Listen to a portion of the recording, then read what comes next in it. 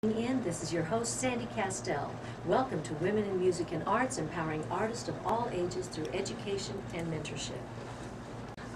Our next guest, Dolly Coulter, has performed with Lola Falana, Juliet Prowse, and Sergio Franchi. In summer rep theater at UNLV, she was Mary Magdalene in Jesus Christ Superstar, Auntie M in The Wiz, and belted out the high notes in Smokey Joe's Cafe. Dolly's received critical acclaim for her portrait as Mrs. Johnston in Blood Brothers and the Beggar Woman in Sweeney Todd at the Horn Theater CCSN. Dolly played guitar and piano as part of an all-girl band, Celtic rock band Killian's Angels.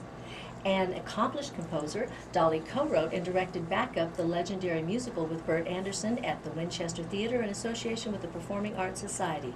Welcome, Dolly, to Women in Music and Arts and our KLEV listening audience. Well, thank you, Sandy. I'm really glad to be here. So early in the morning, I know. or early in the afternoon, I may say. This is my friend Bert Anderson's with me too today, and I think he's our token male today, right? Today he is. Today he is. It's all right. It's all good. We have a few male members in Women in Music and Arts, and we welcome more. I so know. Welcome. I know. Well, why don't you tell all of our listening audience a little bit about your history and music and. Well, how much time do you have? Yeah, well, let's get the timer out. Well, you know, most kids start out singing or performing when they're young. I was like 3 when I was singing in the church choir at home. And originally from Alabama, Florida, moved out to California and then moved back to Nevada. I've been here since 1993.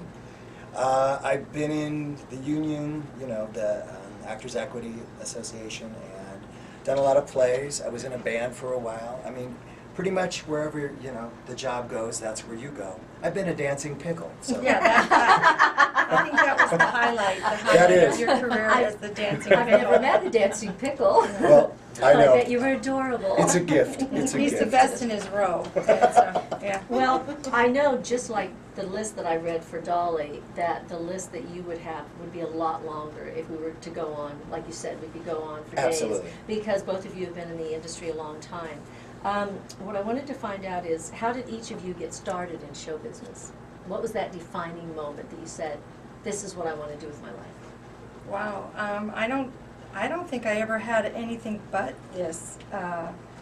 I grew up on the road with my dad. My dad was, and still is performing at 83 years old. Which is fabulous. Which is fantastic, and he still sounds and sings just wonderful. I was, just always wanted to do it because I think it was just a natural thing to go into. The theater, though, really grabbed me. I don't know, it was just something about walking on that stage and sitting on the stage and then knowing that in a few hours it was going to be completely different. It was going to be alive, and it was going to be just filled with different kinds of emotions and laughter and all kinds of things. So it was, I don't know if I ever had another thought. What about you, Bert? My folks still wanted me to find a real job. Mine are Did still you say they asking still me. want you to find a Yeah. Well, yeah, when are you going to grow up? It's like, never. Yeah. No, I mean, they've had a while to get used to it, so. Yeah.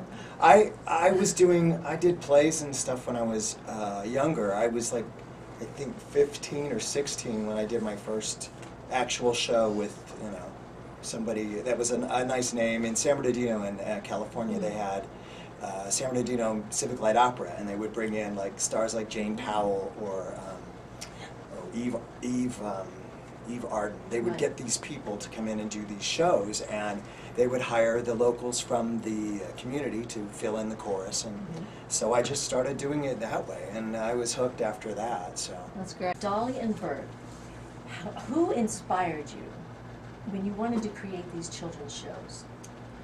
Well, I think we just kind of inspired each other. You know, at one point, there were shows out that I kind of thought were not, they were not really stimulating the kids. You know, they didn't have enough fun in them. They had a lot of learning and everything, which was great, but they didn't have a lot of fun that was attached to that. And there wasn't very much music. You know, nowadays you have a lot of different things that are happening, but when we got the idea to do this, quite a new idea. And so we had like a bunch of different adventures, and we'd like to just tell you a little bit about them. Yes. So what we'll probably do on the show is we'll have the adventures with Joey and Henry and their dog Bixby, and they'll go out as the junior roving reporters. And then we'll also have some guest artists come in for fairy tales, like the Big Bad Wolf and Mother Goose. Mother Goose and Three Little Pigs, all that, Snow White, all that stuff. They'll come in. I'd like to know what And you're Snow getting White them thinks. Are you getting them to come up all the way up from what? Well, they come from Fairyland, Fairyland, of course. yes. Yeah. You know, and there's a big market. If you in the movie theaters now, you see Snow White and the Huntsman coming out. Absolutely. And everything like that. I know they're all coming back. They're coming back. But so we have a couple adventures that we just like to tell you what we're going to do. So maybe you know you get the idea. But Okay. so we're going to take an Atlantis adventure. Or I like to call it Fleshaby Bambino, Yeah. We're going to do a castle adventure. which I like to call the Royal Pain. We're going to do an Egyptian adventure. Or I Want My Mummy. Fucking fish. And the safari adventure. And I'm not lying. Mm-hmm. And of course, we have. Some of the jokes are really funny. Yeah. And so what does WIMA mean to you? Well, first of all, it's an honor to be doing this with you because I love you, and you're just a great person, and you share so much. And the thing about WIMA is that it actually touches people. We all support one another. If someone is having a concert, we all go out and support them. If someone's doing a book or a CD, you have a built-in family of support. And a lot of times, you know, the show business is hard enough as it is, and there's always room for everybody to have a space, you know. I think that's the nice thing about WIMA, is that it's like a family. You come out, you support people, and then the scholarships that are going to be given out, the kids are going to see that it doesn't have to be cutthroat and everything, that you can. There are enough places in the world for everyone. So I think that's what makes me the most proudest, to be part of it, and to be doing it with you is just like the icing on the cake. It's great. And I thank you, and I love you, and you know that.